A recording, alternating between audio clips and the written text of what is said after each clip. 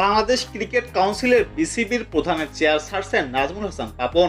গত কয়েকদিন এমন গুঞ্জন শোনা গেলেও এখনও এ ব্যাপারে আনুষ্ঠানিক ঘোষণা দেননি পাপন। তবে এটা পরিষ্কার বিসিবিতে তার সময় এখন শেষের পথে, যা মানছেন বিসিবির অন্য পরিচালকরাও। স্বাভাবিকভাবেই তাই প্রশ্ন উঠেছে, পাপন বিসিবি প্রধানের চেয়ার ছাড়লে সেই চেয়ারে বসবেন কে, অর্থাৎ কে হচ্ছেন নতুন বিসিবি প্রধান। এ ব্যাপারে এখনই নিশ্চিত করে কিছু বলা যাচ্ছে না, এটা সত্যি। তবে এ তালিকায় রয়েছে বেশ কিছু নতুনদের নাম, যে কাউকে পরবর্তী বিসিবি প্রধান হিসাবে দেখা যেতে পারে। এ তালিকায় জোরালো গুঞ্জন বিসিবি ও এসিসির সাবেক শীর্ষ কর্তা সৈয়দ আশরাফুল হক হতে যাচ্ছেন বোর্ড প্রধান। অনেকে আবার জাতীয় দলের সাবেক প্রধান নির্বাচক ফারুক আহমেদকেও দেখছেন বিসিবি প্রধানের ভূমিকায়।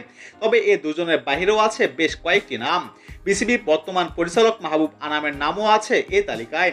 তবে অনেকে আবার বলছেন, অন্তর্বর্তীকালীন সরকারের পক্ষ থেকে একজন সেনা কর্মকর্তার দায়িত্ব দেওয়া হতে পারে বিসিবি প্রধানের। এ অবস্থায় তাই বড় প্রশ্ন, বিসিবির পরবর্তী সভাপতি নির্বাচনের প্রক্রিয়া আসলে কি, বিসিবির গঠনতন্ত্রই বা কি বলছে। এই ব্যাপারে অবশ্য বিসিবির গঠনতন্ত্র বলছে, বিসিবির পরিচালকদের মধ্য থেকেই সভাপতি মনোনীত করতে হবে।